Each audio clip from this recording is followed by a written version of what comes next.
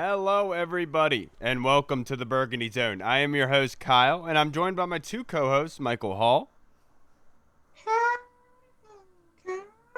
and Michael Reed. Saw. This is a crazy episode. Literally, we recorded our reaction episode that with Adam and Eba on Tuesday. We talked about Dwayne Haskins and when that plug would be pulled, when our thoughts were. Aniba thought that it was going to be done by the bye week. I know, Hall, you agreed with him. I didn't think it was going to happen until after the season. It gets announced yesterday that Ron Rivera is pulling the plug. Dwayne Haskins is not only getting benched, but he's the third quarterback on the roster now, throwing everyone for a tailspin. So, look, we are going to break down the Dwayne Haskins situation. We're going to look at Kyle Allen and what he brings to the table. We're going to talk about the Wapo article. And then later on the episode, we're going to give you guys a in-detail analysis of the game this weekend going against the Rams. So, with that being said, let's start this bad boy off. Hall, your immediate reaction yesterday as soon as you heard that.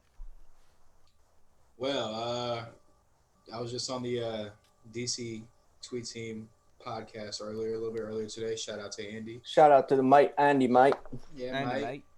I was saying, like I said to him, I was kind of conflicted because I thought that I stated before in the podcast that, I kind of gave these first 4 weeks a kind of not really a preseason type of like thing, but like a kind of a preseason type of deal where this is where you get your feet under you. This is where you kind of grow in the offense. And then by week 5, these next 4 NFC conference games, you hit the ground running, and then we see what you got. So for him to be pulled right then and there, I was kind of like, especially after we just talked about it the day before, not even 24 hours later. Yeah. I was kind of like, this is weird. And I was kind of taken aback because, like I said, Kyle Allen, yes, he had those 5 good games. He had a nice little stretch. He was balling. Everyone was like, oh, man, he's going to take Cam's job. But once the league kind of caught up to him, got some tape on him, kind of figured him out, we saw the real Kyle Allen. So, and by all accounts, like I said before on Twitter, for everything I was hearing, Kyle Allen was the worst quarterback in training camp, which was kind of weird and appalling because you were the one that knew the system coming in to training camp. So for him to be named the starter, I was kind of, like I said, okay, well, then my brain started trickulating. I was like, you know what? They're going to see what they have out of Kyle Allen, give him a bridge, and this is going to be a ramp-up kind of period for Alex Smith to get acclimated, and we'll see Alex Smith maybe after the bye week. Yeah, look, I was right there with you. My immediate reaction was, oh my goodness. I can't believe that this happened. They actually pulled the plug this early. It blew me by surprise. I didn't expect it at all. And then to hear that he was third on the depth chart, it kind of made you take a step back and say, whoa, what's going on here? Something else had to happen. And everyone was talking, saying, the Dwayne Haskins agent, David Mulgida, he put out tweets basically saying that, it's the people around Haskins is the issue and it's not Haskins. I thought that might have had something to do with it. And then we see the videos coming out of practice of Dwayne Haskins with his arms crossed, looking like he's. I saw Bobby Hutton on Twitter say, "Look like a girl outside in the weather, waiting outside in the club." And that's exactly how he looked. He just looked disconnected. He just did not look like he was there and wanted to be involved. And it sucks to see that go down. I'm glad that Ron pulled the plug, and I thought that his presser yesterday was amazing because he actually opened up. And he was going toe-to-toe with the reporters. He was very defensive. And it almost felt like he was fresh off of a meeting with Dan Snyder and arguing about it. You know what I mean? He already had everything chimed up and ready to go. Right. Very, very surprising to me. But I understand his point. I understand what he's getting at. And the one quote that I took away from it that I was like, whoa. And he kind of caught himself, Ron did, in the presser. And he talked about if Kyle gets the same reaction from the players that Dwayne had. And before he said reaction, he was about to say play from the players. Essentially saying the guys weren't playing from Dwayne. And that was where I was like, whoa, it's like that? Very surprising to me. Reed, what was your immediate reaction? Of course, initially I was shocked just because I was under the impression that Dwayne was going to get the entire season because he's so raw, as a person and on and off the field that he just needed some time to get used to it. But then the whole time I was like, there's got to be more to this than just his bad play. And then with all the stuff that came out today, I'm 110% on board with this. I'm 1,000% on Rivera's side. From the beginning, that's Ron's call.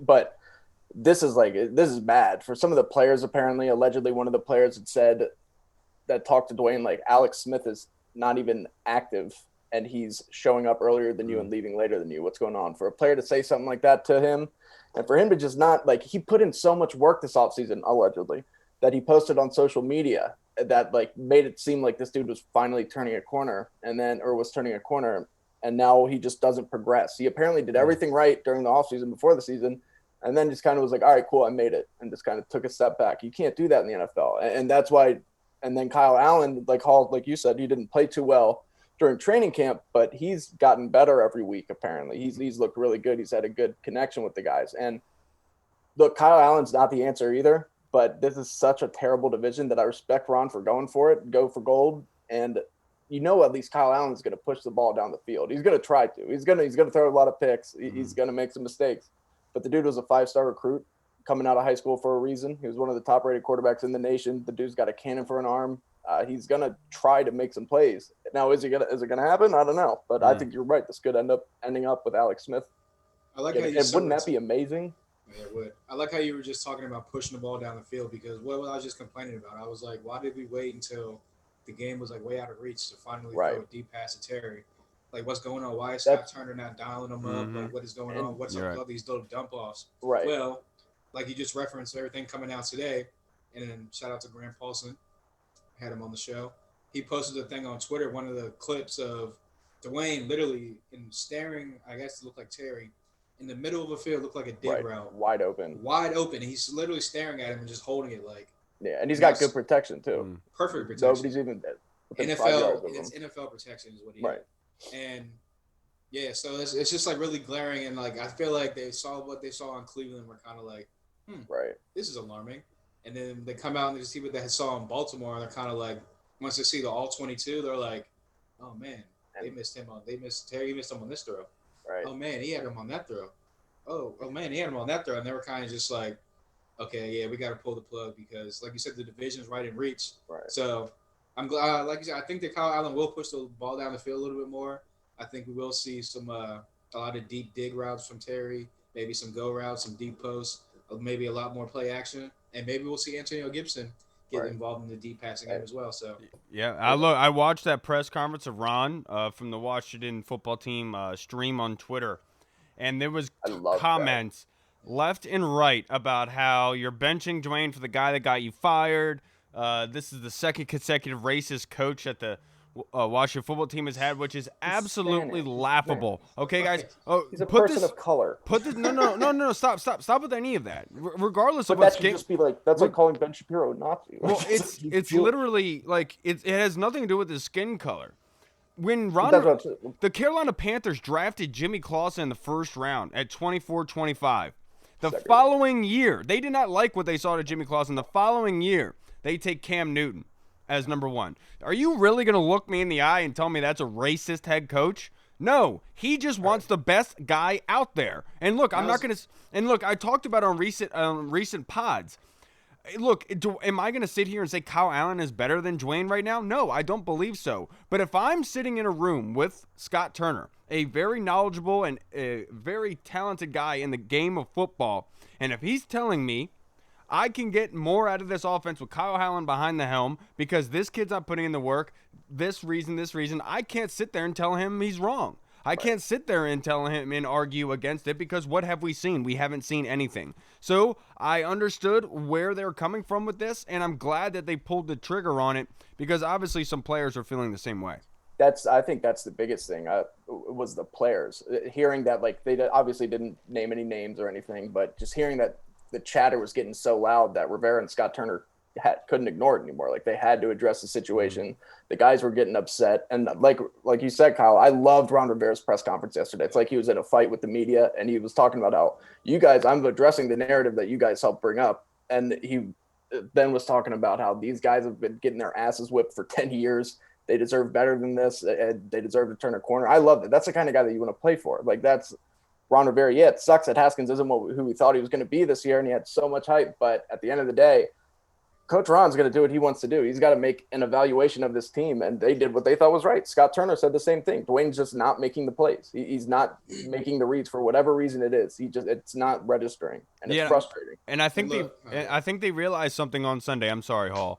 I think they realized that in order for Dwayne to be successful in this offense, what they have to do to the offense is taking them out of games. I think that did have something to do with it. The limiting of the passing game, making it strictly screen games within 5 yards of the line of scrimmage, it really depreciates your value downfield. And that's what I thought had a piece of the puzzle, had to do with it.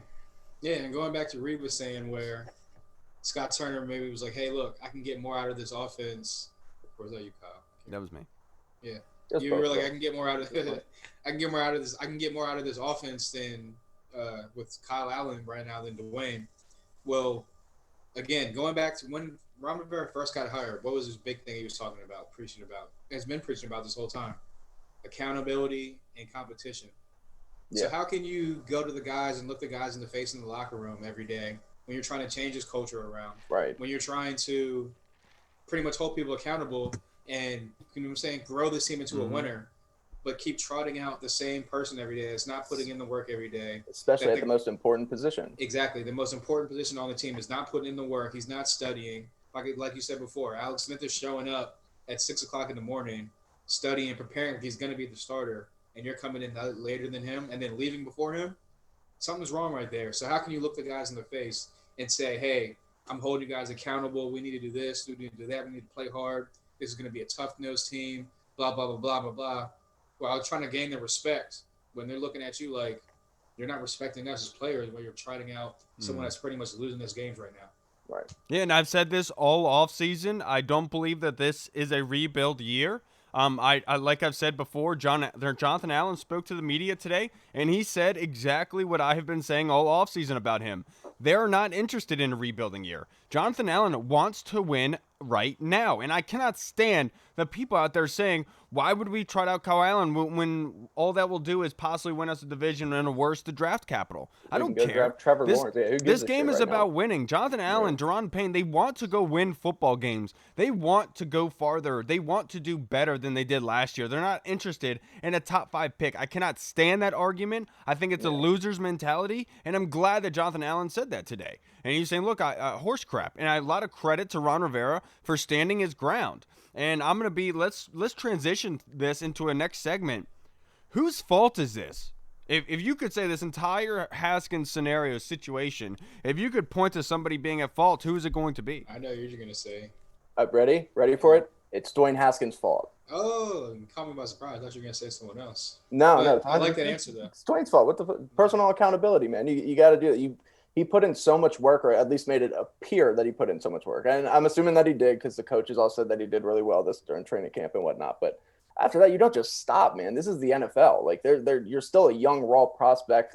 You have a lot of talent, but you're not there yet. Just because you were named captain and you were named the starter and you were a first-round pick, like you can't get confident. You can't get complacent. You can't just sit there and just be like, all right, I don't have to put in the work anymore, dude. I did it. I did what I came to do. No, man, there's constantly going to be somebody breathing down your neck, especially with a coach like Ron Rivera, like you said, Hall, who stresses competition. Yeah, and I was probably going to say Dwayne, but I was just going to take the other route. I'm going to put it on Dan Snyder because okay, yeah, that makes sense. From all accounts, going back to last year's rookie year, Jay didn't want him, and obviously that regime's gone, so it's obviously not even Ron Rivera's guy. Bill Callahan didn't want him. Jay didn't want him. Bill Callahan didn't want him. From all accounts, Kyle Smith didn't want him at number 15 at least. And all the football people did not want him. So for Dan Snyder to be like, hey, and probably Bruce Allen as well, because that was his little crony, for him to beat the table and be like, we're going to draft this guy because I want him and I said so. Well, as I would agree, it probably is Dwayne's fault because no matter where you get drafted, it's on you to put the work in, do what you got to do to be the starter, and make your career as your own.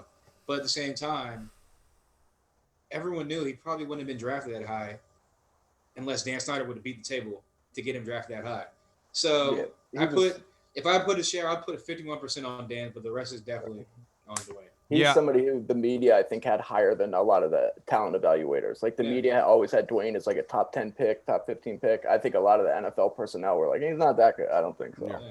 And I'm right there with you, Hall. I believe that this is Dan Snyder's fault, this entire situation. I know that the Dwayne Haskins defenders, they're going to come out and say, well, look at the situation he was put into, and the coaching staffs that didn't want him, and then getting thrown by the wayside after week 4 after being labeled a captain not too long ago. But the Wapo article kind of talked about how after he was named the starter is when he kind of regressed back into what he was doing last year, which by all accounts makes a lot of sense. Sometimes that happens with people, to be perfectly honest with you. It's a fact, and it sucks that it happened now, but I'm glad that Ron did it because something needed to be done with Haskins. As much as I know that everyone wants to pile on Ron for this decision, and I would just want to know who was the first one to bring it up, because when I watched his press conferences yesterday, one was saying, Ron was saying it was Scott who brought it up, and then Scott said it was Ron who brought it up first. I want to know. Spider-Man meme. I want to say something before you go, real quick. Oh, I hate this whole narrative that, these coaching staffs didn't want him. Yes, you're right. Jay Gruden and that whole coaching staff, they didn't want to draft him because their jobs were on the line, and they knew it was a development project. Why would we want to draft someone there? We need to draft someone. I completely missed my whole point of my whole argument. I'm sorry. But it's all good. My whole point is, why would Ron Rivera and his coaching staff not want Dwayne Haskins? That doesn't make any sense. If they knew they had a franchise guy and they found their guy, that would make their lives so much easier. That would make this team so much and everything else so much easier. They wouldn't have to go out and search for another guy. They wouldn't have to pull them out in the 4th week of the season, such stuff. So for them to be like, he got a raw deal, they didn't want him, but no, that would make their lives so much easier because they have their franchise guy. Yeah, absolutely. Yeah. But I just this whole thing about it's Ron and the situation he was given. Well, that goes to one person and one person alone, and that's Dan Snyder for putting Dwayne in that position. This is the reason right here, because of this type of scenario where he's put in a bad situation and he's not that good, and he kind of has this mentality that I hate to use it, but the victim mentality. Woe is me. All this is happening to me. It's not my fault. It's everyone else's fault. And we saw the same thing with RG3 when he was here. Yep. The same exact situation. And what pisses me off is that I went through this goddamn race war 5 years ago. In 2015, where Kirk versus RG3, Hall knows about it. We talk about it all the time. It was a legit race war, and that's what's starting to happen now. The only time that Washington fan base is going to be okay with moving on from the African-American quarterback is if it's another African-American quarterback. Yeah, what's weird? This always happens right before election time, too. Right. It's absolutely insane to me that it's now going to race and all of this. Kirk Cousins got benched, guys. He got benched after he played terribly. Do you guys remember that Thursday night game against the Giants? He threw 4 picks, and Jay benched him. He went, worked out, got better with the QB coach, came back, and ended up earning an $80 million guaranteed contract. That was what Ron's sentiment was yesterday in his press conference. And he said, this is on Dwayne on how he reacts to this. Either he can come out on top or he doesn't. It's up to him. Ron was saying, I've been there. I've been benched. I know what it feels like. You can react or you don't. And a lot of credit to Ron for doing that, because that is true. There's nobody to blame here but Dwayne and Dan, in my opinion, for the situation that's been put in. And shout out to Ron too. He knew he was going to get blowback for this. He knew it was going to cause a huge uproar. He knew, but he stands his ground. He stands firm, and he's just like, look, this is a decision. It is what it is. I'm the head coach. I made it. And how good is that though? It's such a good sign to see that somebody kind of like, that was Snyder's boy, but Ron Rivera was like, I don't care if that's your boy. He's not playing good enough for my team to win. So and that it shows a lot about control, because we thought the same thing with Kirk Cousins. When Kirk Cousins was named the starter, everyone said, oh, wow, Jay Gruden's running this stuff. But it was almost, you saw that the team still had an admiration for RG3 at that time. Remember they gave him that option, the 5th-year option on his contract that same year. And everyone was kind of like, why would you do that if you just named Jay the starter? I don't have that same. This definitely feels like Ron had to argue, and it was multiple weeks, because Ron said he was feeling this way for a while, is what he said. And I think that what happened was that Dwayne thought the test was over when he was named the starter. Yeah. tests continued to go, and he started failing after that. And Ron said, "Okay, ticking time bomb. Here we go. Let's see how you do." And honestly, Dwayne's body language, the way he looked at practice yesterday, says everything you need to know about his personality and work ethic. To be perfectly honest, honest, I'm not gonna kill him for that, because obviously, if you're just like thinking in your head, "All right, yeah, I made it. Like, I'm the starter. I put the work in." He's young, and you get blindsided by something like that. Obviously, you're gonna. You know what I'm saying, you're gonna be kind of just like, "Damn, man, this freaking sucks." You got all this hype, and you know what I'm saying? Like, I can't kill him for that, because that was just one shot in one like instance. You know what I'm saying? He could have been hyped as hell the whole rest of the practice. Obviously, it wasn't by all accounts. I'm just saying, you know what I'm saying? But like, so I give him. I'm not gonna kill him for that. But going back to your point about the whole thing about Ron and benching him because that was Dan's guy. Why are people mad at Ron Rivera? This should show that finally someone has some control over Dan Snyder and not the front office, but the upper front office, pretty much Dan Snyder. It goes to show that, hey, this is my team. I'm going to make it how I want it. I'm going to play the guys that I want to play. I don't care what you say or what you've done in the past. This is my team and my future. So I love that he has like that type of power. So I don't know why everyone's tripping off Ron Rivera. We need to fire him now. Get him. No. People are fucking dumb. No, absolutely not. So let's talk about the Wapo article. Les Carpenter of the Washington Post came out with an article today kind of explaining why Ron Rivera and the company went in this direction of benching Haskins. Talking about Haskins, there was one in particular, there was one quote that talked about they have a system in place where they can see how much film a player watches on their iPad, logs the film that you watch. Kind of like, have you ever done like CPR training online or something like not CPR, but training online? You generally have to match the time or whatever to finish. Well, they logged that finish, and apparently Dwayne's, the word they used was abnormal for a starter, was less than others, essentially is what it was. Blown away, makes a lot of sense. Like we said, the whole offseason, Dwayne working out, you thought, okay, he's ready to put the work in to get this done. And then you see that, and wow. Now it makes a lot more sense why Ron pulled the trigger. What was your input, Hall?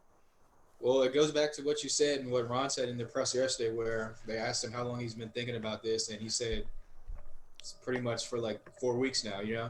Well, it goes to show you when all this stuff came out today, where everyone's pretty much saying that once he became the starter, got named the starter, he kind of just stopped working extra hard, stopped putting all the work in, kind of just went back to the lackadaisical, whatever that word is. Lackadaisical. Lackadaisical, that's one, yeah. The lackadaisical Dwayne from his rookie year, where he's kind of just, I got the arm so I can make it work, and I was at Ohio State and I threw 50 touchdowns and I broke a record. So like, look at me, kind of the entitled kind of, I made it, so I'm here now kind of mentality. Right. So that just goes to show you that, I kind of forgot my point because I was stuck on that word.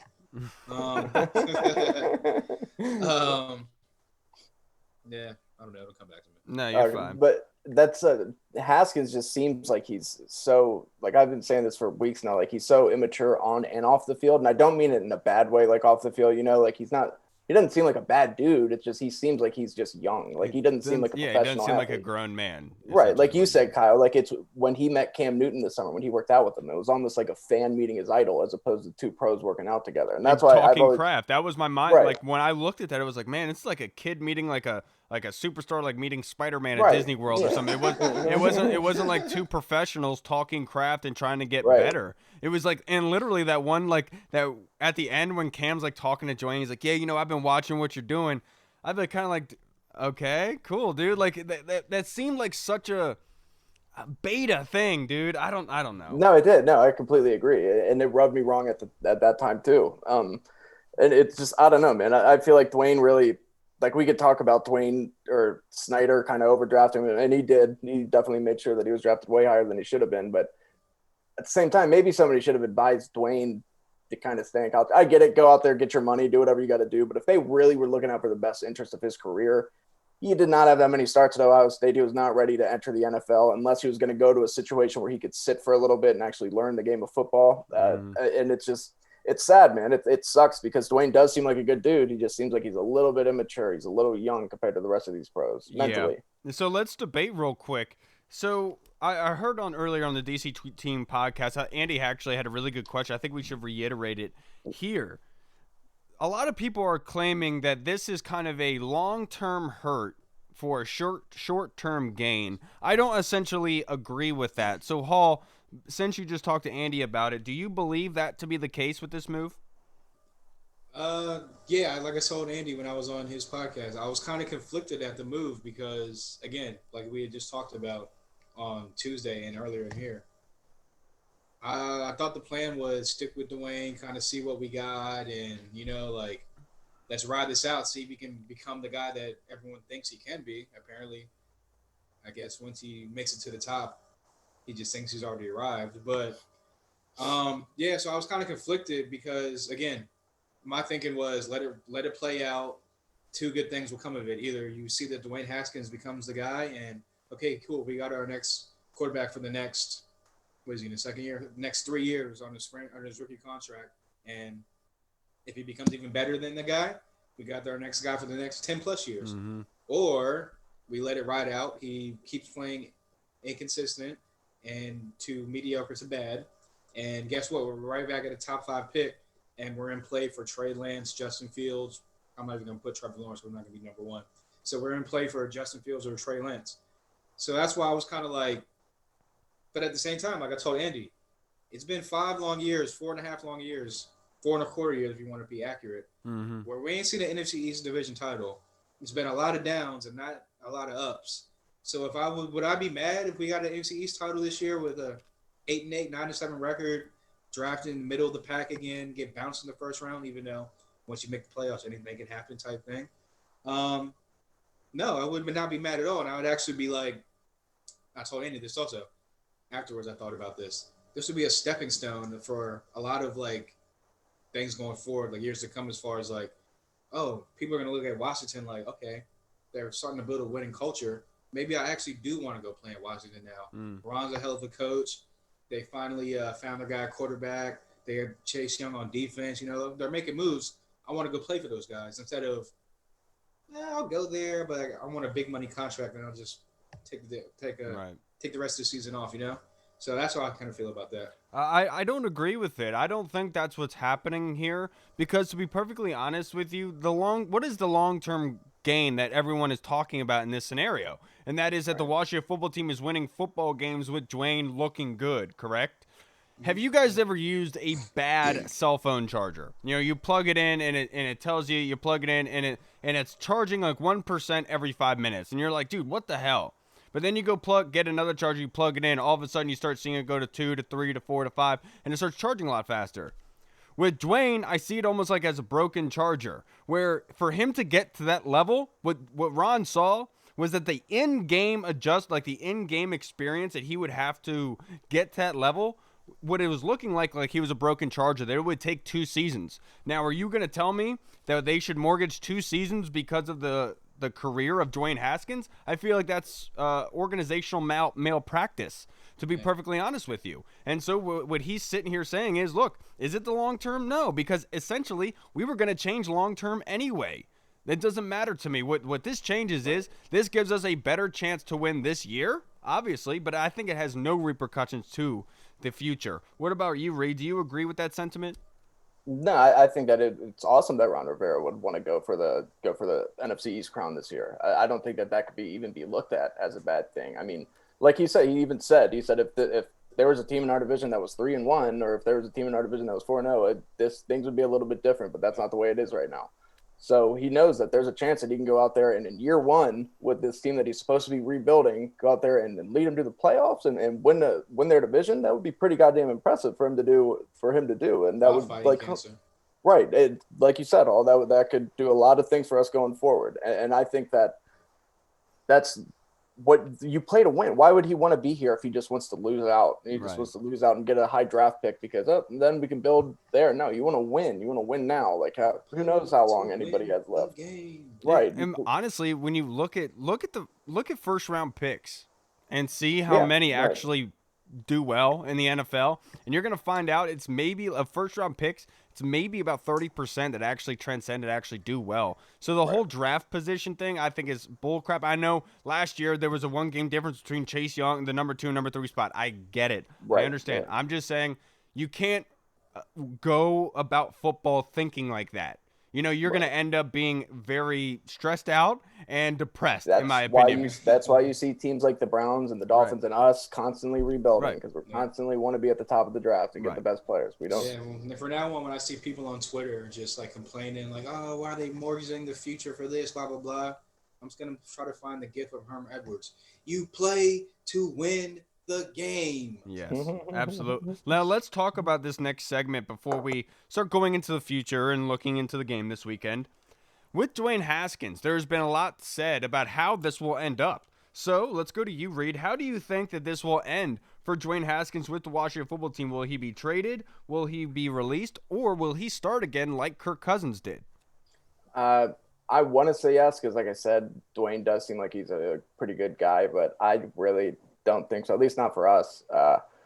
I honestly, I had said this before. I feel like Dwayne's too fragile right now to get benched. And that kind of showed. Like, I understand, yeah, he's blown that he got benched and that he wasn't even getting any reps. Like, that's gotta hurt like shit. But he was kind of just pouting around on the practice field. Granted, you're right, that was one photo. Who knows what else happened? But I don't know. I've just always kind of gotten the vibe from him that he's not gonna. If something like that happens to him, like, he's somebody who, even in a game, a lot of things have to go his way for him to start building confidence.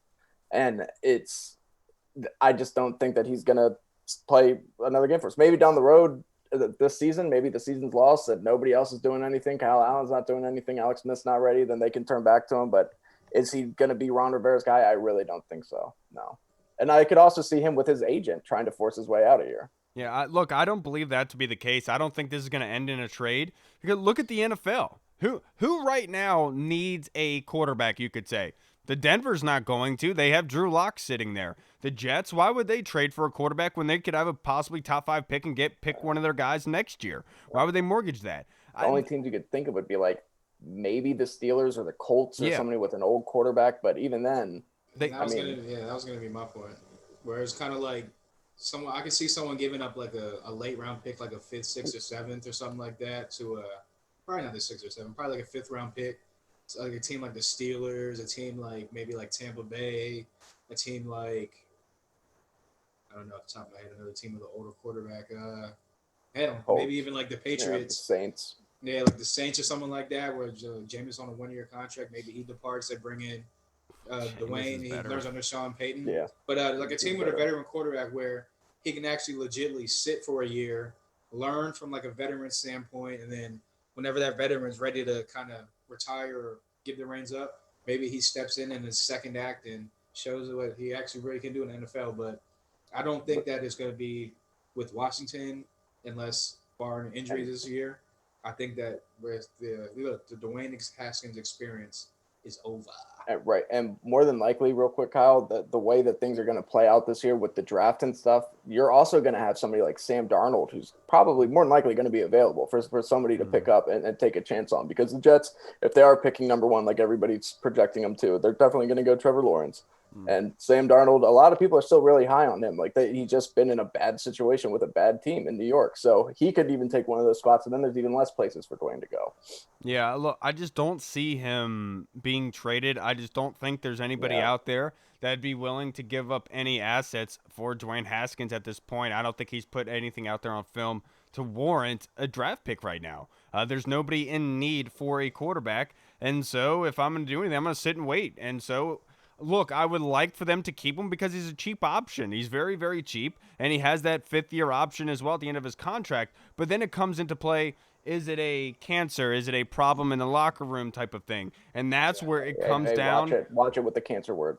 That's when it comes down to Dwayne and how he responds to this and how he reacts to this. And that's why I kind of meant with my body language thing of him at practice where, arms crossed.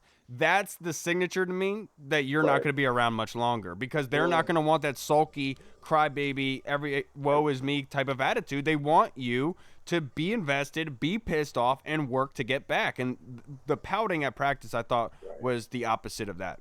And if he was like that, oh my bad, Hall. If he was like that at practice the entire time at practice, what does that say to somebody like Jonathan Allen or like a Deron Payne or Ryan Kerrigan or some of these guys? They're just looking at him like, come on, dude, use this as fucking motivation. Like, get up, get better. Don't just sit there, pout. Don't be Yeah. distant. Like, So come on, man. I wanted to put out a tweet last week, but I was like, you know what?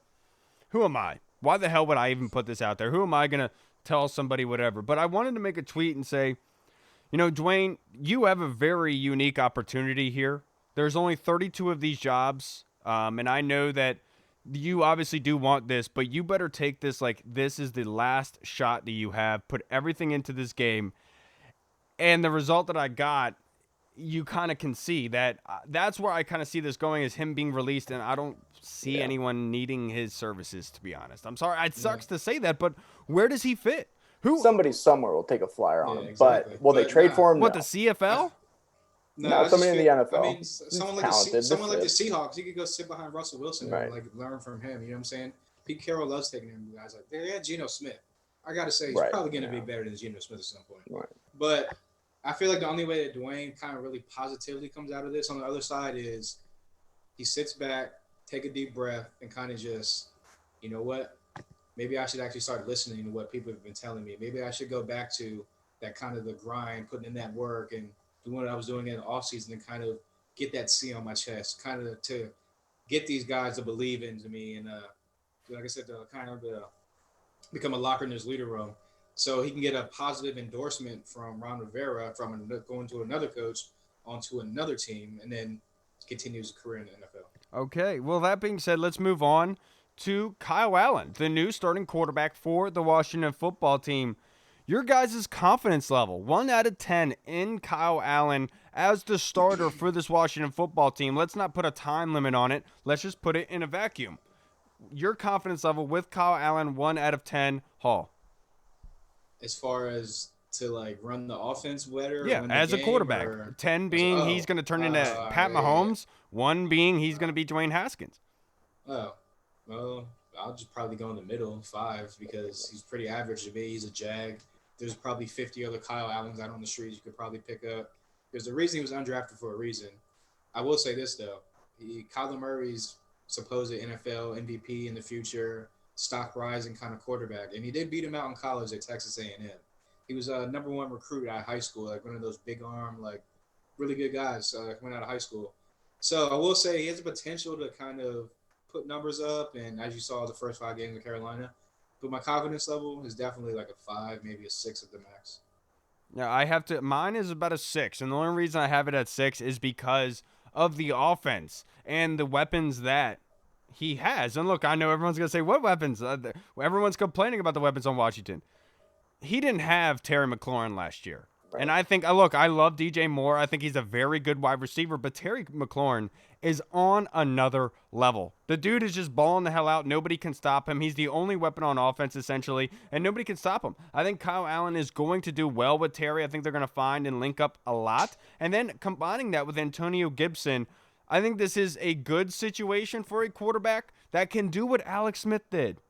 Just get the ball in the playmaker's hands, but don't make it to where we're only throwing screens and out routes and hitches. We want to be able to make sure that we can at least hit those 10 to 15-yard routes so you can hit the checkdowns to act as a running play.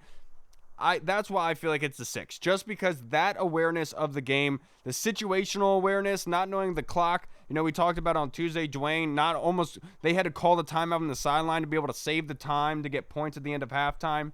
I think that is going to be a step above with Kyle Allen. That's why my confidence level is a 6. Yeah, I'm right there with you guys. I would say somewhere right in the middle, like a 5 is where I initially went. And like you said, it's just him being comfortable with the offense, him knowing the playbook. And from all accounts so far lately, he's been playing pretty good. I mean, he's developing good chemistry with some of the first team guys. I mean, he's looked good pregame at least, and he knows the offense. And he is a naturally talented guy, like we've talked about. He was a top recruit coming out of high school. I know that doesn't mean anything because he didn't do anything in college. But he did play pretty well. He showed some flashes, and he's definitely, like I said in the beginning, he's going to push the ball down the field. He's going to attempt to. It's not going to be the same stagnant offense. At least it shouldn't be that we've seen with Dwayne Haskins. It's going to be going a little bit higher. Is it going to be great? Is it going to be a good offense? No, not by any means. But it's going to maybe be a little, just enough better that we're going to win some games. Enough better. Did you like that phrase? It'll be good enough to where we're not down 14 to 17 points by halftime. Right. If they play to their potential, I should say. I absolutely loved Ron Rivera's reaction yesterday. I forget who it was. It was a reporter that asked, because of the lack of the talent with Dwayne, did he think that Kyle Allen could do the same with the same talent? And I loved Ron's reaction because he was, well, we're about to see. We're about to see what Kyle Allen does, if it's the talent around him or if it's the quarterback position. Right. And that's the kind of mindset that I absolutely love, because he's sitting here saying, I know Kyle Allen is better. I think they're referencing Dwayne Haskins' agent's tweet where they're kind of like, the tweet, blah, blah, blah. He said this, that, and the third. And he was just like, well, I guess we're going to find out. He got the same cast of characters around him. I guess we'll see who's better. And you know how confident he was, too, that he's going to be right about this. He wouldn't have said He was like, confident. He was like, all right, well, let's see. I see what they do every week in practice. I see what's going on every day. Now, so Dwayne Haskins was benched to the third quarterback spot. And so that brings everyone to asking, is Alex Smith healthy enough to play? And when would he be possibly playing? We just played the prediction game on Tuesday, fellas. So before we get into the Rams matchup, will Alex Smith hike the football, start a game this season? I say yes. When? I don't know, but I say yes.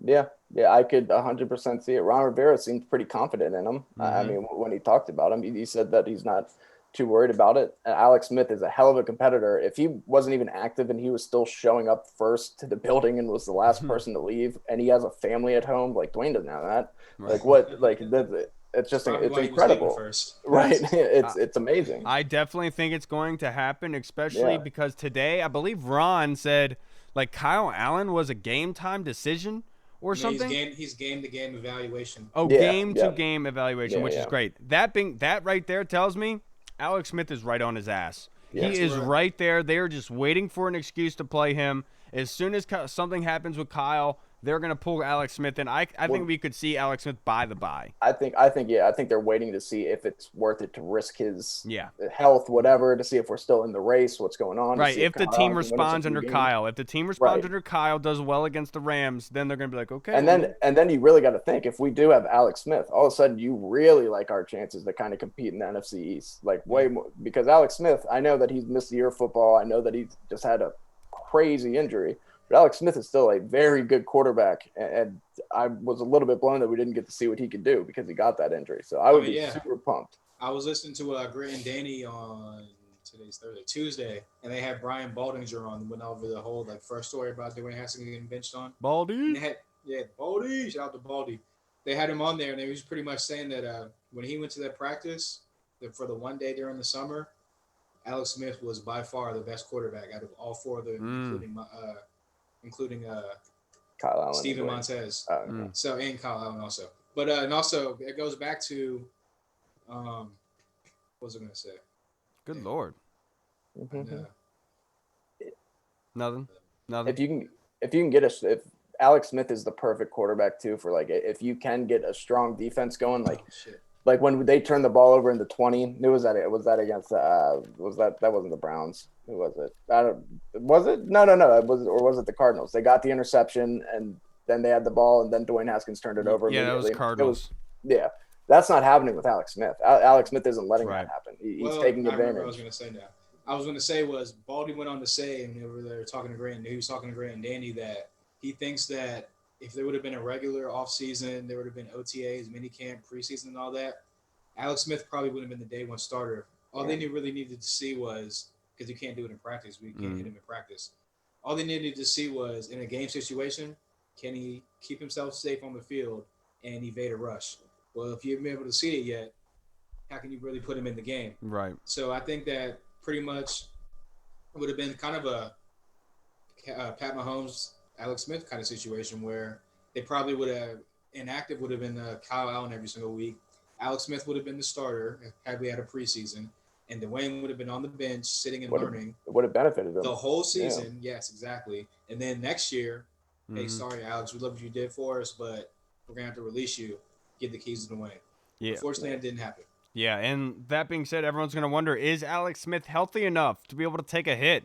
Jonathan Allen talked to reporters today, and his quote was, Alex Smith is more than healthy enough to take a hit, which is huge, which tells you how Jonathan Allen feels about Alex Smith, which is incredible because where the guy is, to have the back of Jonathan Allen means something huge. That being said, let's start talking about this Rams matchup of this weekend.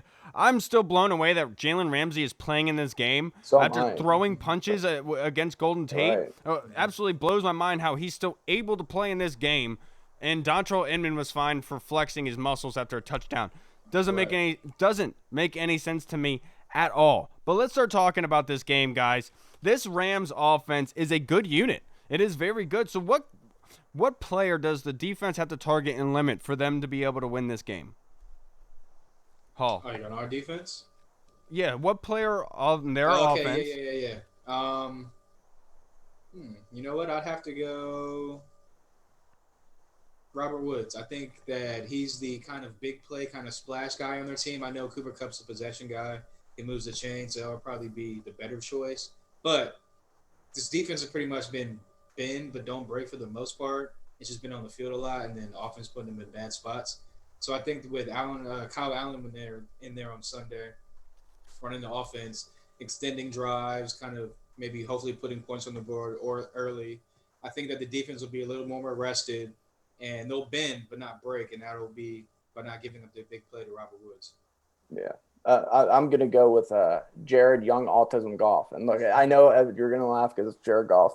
Jared Goff isn't anything super special, but he does enough, especially with Sean McVay calling the plays. He does enough, and he delivers the ball to the Robert Woods and the Cooper Kupps, and he kind of keeps it going a little bit.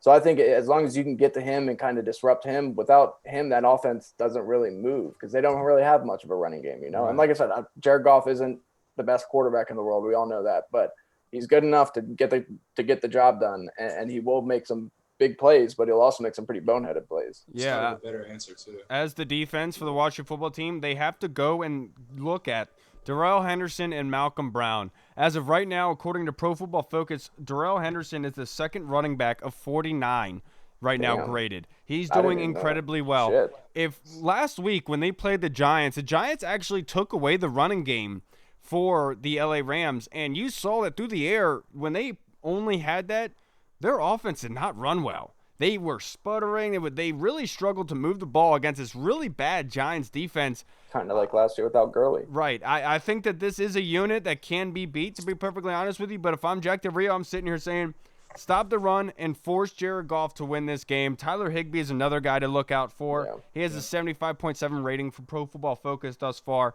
He's doing incredibly well. Now, Andrew Whitworth, the third-ranked left tackle in the league according to Pro Football Focus. Yeah. An older guy, he's very good, but the Washington football team got Chase Young returning to practice today. If Chase Young plays, I think the Washington football team has a very, very good chance to get after Jared Goff, cause a bunch of problems and issues. Because one thing with Montez Sweat, he's very fast. And Andrew Whitworth being old, I think that Montez Sweat could have a huge impact on Sunday. Yeah, I think both of them could. I mean, those ends, like, that's why you have ends so athletic. Like, they're freaks of nature. And it's kind of just like week one when we were talking about going against Jason Peters. Like, they're still a good player. Like, Andrew Whitworth obviously is better than Jason Peters is right now, but he can't keep up physically and athletically with those two. You know what I'm saying? Mm-hmm. But he's still a very good sound technician. So, but I think they can really do some damage if Chase Young plays. Now, Hall, do you think that the interior of the offensive line for the Washington football team, Wes Martin, Chase Royer, and Wes Schweitzer, who actually played very well last week, can they stop and contain Michael Brockers and Aaron Donald? I don't think you can stop Aaron Donald. You can just do your best to kind of let him limit to what he gets his, because he's going to get his. Let's put this in a general scale. Can the interior offensive line generate enough for the Washington football team to win through the ground and the passing game? I will go yes, they'll do enough because I think that Kyle Allen will do enough and get the ball out faster. He'll make the right reads. He'll extend the play outside the pocket a little bit. He has a little bit of mobility in him. So I do think that obviously Aaron Donald and Brockers are going to get theirs. They're going to be disruptive against his young offensive linemen on the inside, other than like Rivera, pretty much. But I do think that this offensive line in the interior can do enough, and I think Kyle Allen will help them Also with changing protections at the line of scrimmage, which I think Dwayne also kind of struggled in doing as well. Right.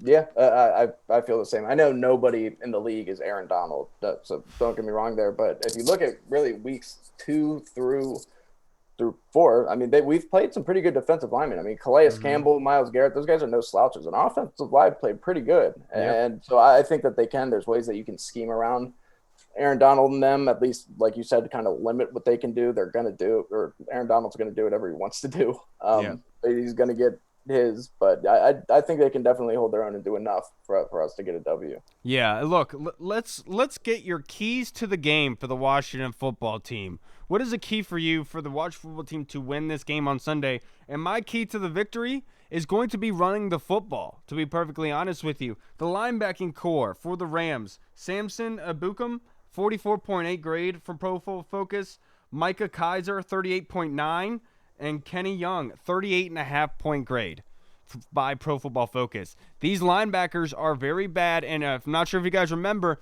when Jay Gruden beat Sean McVay his first year at the Rams, they ran the ball all over that Rams defense, and they don't have Wade Phillips calling the plays anymore defensively. They can be beat, and if they're going to win the football game on Sunday, they have to run the ball well, chew the clock, and keep that Rams offense on the sideline as much as possible. What about you, Reed? That's exactly where I was going to go with it. You gotta run the football. You got to get Antonio Gibson involved and J.D. McKissick. I would like to see a little bit of Peyton Barber too, a little bit of that smash mouth, just run it straight down your throat. As long as you can maybe kind of run right at Aaron Donald at some point, see how that works out. But no, I definitely think running the ball, controlling the clock. I mean, this is a pretty good secondary for the Rams. And with Aaron Donald back there, it's just a freak pass rusher. You really don't want to throw the ball as much as they had, like 40 plus times a game. So I really think that running the ball, getting Antonio Gibson, he's right on the cusp of having a huge rushing day. He's right there. I think he can do that very soon. Yeah, I'm going to triple that. I'm going to triple echo that. But I'm not really going to go in the rushing. I'm going to go get Antonio Gibson involved more in the passing game. I think that last week was just a preview of what he can actually really do in the passing game. You saw him get involved more. He was breaking tackles, had the long 40-yard run. So I think that obviously getting him involved in the running game to set up the play action for Terry and Isaiah Wright, but also getting Antonio Gibson mismatched on some linebackers and safeties as well. Absolutely. Let's talk about our predictions for the game on Sunday. Let's look at this offensively first. Predictions for rushing the ball. How do you think the Washington football team in total is going to do, Reed? I think they'll do pretty good as long as Scott Turner doesn't. Yard total. Yeah. I'm getting there. Calm down. Calm. Huh? Jesus, Kyle. I'm just kidding. No, I don't know. I think as a team, we haven't really had a good running day yet. I think that something like that's going to change with Kyle Allen back there. Somebody who really knows the offense, who knows what kind of audibles to get into, and knows what to look for in the defense.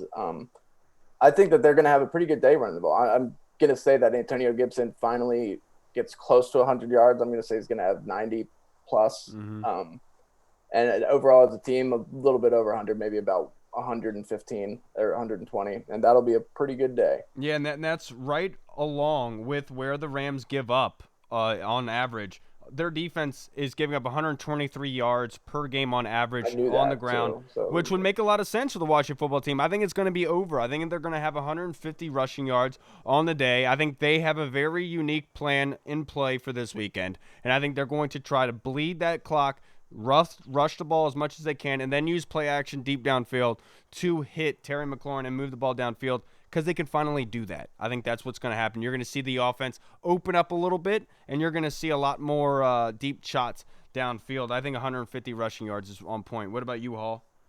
Yeah, I'm kind of in the middle of both you guys. I was going to go 130, kind of based off the points you just said, Kyle, where I think they're going to try to keep that offense, that high-powered offense off the field as much as they can, which is obviously controlling the clock by the run with McKissick, maybe a little bit of Peyton Barber, like Reed said, but also up the carries a little bit more for Antonio Gibson, as well as out the back goes the passing game as well. Yeah. But yeah, I think they're going to try to bleed the clock, time control management, and or possession, and keep that offense on the field. So I'll go 130. All right, and then what about passing game? Keep with you, Hall. I do think that Kyle Allen is going to come out and surprise some people just because I think he's going to push the ball down the field a little bit more.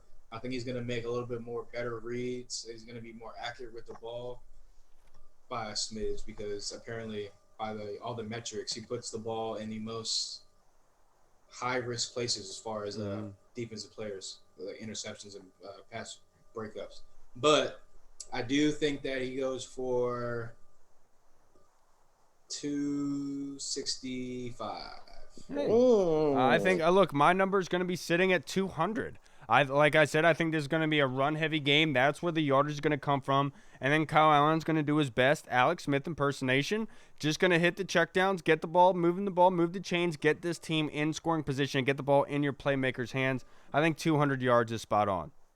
Yeah, I was going to go with 250, right, somewhere right around there. Just they do. The Rams defense does give up on average 252 yards per game. See, I knew that too. Like I just know these things sometimes, so I'm just really good at it. Now, so let's talk defensively. Predictions for sacks. They have this list offensive line for the Rams. Andrew Whitworth, 3rd out of 74 possible left tackles graded by Pro Football Focus. Left guard, David Edwards had a 78.9 grade. Austin Blythe, the center, 71.1. Austin Corbett, 67.8. And Rob Havenstein, 75.9. It's a pretty good offensive line. They're solid. Better than the Cardinals was and better than the Browns. I mean, actually not better than the Browns, to be perfectly honest. But what's your sack prediction for the game on Sunday, Hall? With Chase Young playing, I'll go 3.5. No Chase Young playing, I'll go 2.5. Okay. What about you, Reed? Yeah. With Chase Young, I'll go 4, and without Chase Young, I'll go 3. Yeah. I think regardless, I think they're going to get 4. I think Jonathan Allen and Deron Payne, they're going to make sure the inside of this offensive line. They noticed last week there was not that much of interior push, you could say, and I think that's going to happen a lot more this weekend going against these guards who are not that good. And I think this is when they make their mark and try to bring a lot of pressure. So 4 sacks on the day. Now let's wrap this up. Your overall prediction for the game, Reed. What do you have? Do you think the Washington football team and Kyle Allen is going to come out with a victory? Yeah, I mean, just because last week I picked us to lose, and I think that Kyle Allen, the switch is going to ignite a spark. It is going to kind of make guys be like, look, you are replaceable. Ron Rivera really doesn't care. If you're not doing your job, you're going to be replaced. Looking at you, Landon Collins. So I think that we do end up winning this game, and surprisingly, and I'm going to say we win this game 28-24. My prediction is 27-24. I think the Washington football team does win this football game. I think they run the ball effectively. I think the Rams have a late comeback. They're going to try to come back, but the Washington football team is going to come away with either a sack, fumble, or an interception late. Nice. Yeah, I've actually been flip-flopping right up to this point. You heard my high yardage numbers with Kyle Allen passing for 265, then rushing for 130. I think it's going to be a high-scoring game, just like you guys kind of have it. I went last week, then pulling it out late, not really. I thought they would keep it closer. Only because I think Kyle Allen does give the offensive spark. He does push the ball down the field a little bit more. I'll go Redskins. Who? Oh, sorry. I'll go Washington 30-28. That's a good prediction. All right, everybody. Thank you so much for tuning into this episode. I know it was an absolute crazy one to do, but I'm glad that we were finally able to get it done. We want to do an emergency pod. We're like, you know what? Let's just keep this a Thursday. It's going to be a fun show, and it was quite an episode to say the least. All right, everybody. I'm ready to build up. Got more information. All right, everybody. I'm Kyle. I am Hall. I'm reading R.I.P. Dwayne Haskins' dog. Yeah, rest in peace. I was going to say that. That sucks to hear. Terrible timing altogether. When it rains, it pours. Who were you in a past life, Dwayne? Why is all this bad shit happening to you? All right, everybody. Thank you so much for tuning in. Make sure you go and like and share us on Facebook, on Twitter, on Instagram. We're on Google Pods. We are on Spotify, iTunes Podcasts, Google Pods, YouTube. We are all over. All right, everybody. We'll see you guys on Sunday for our post-game reaction pod. Washington football. Woo! Audio Jungle.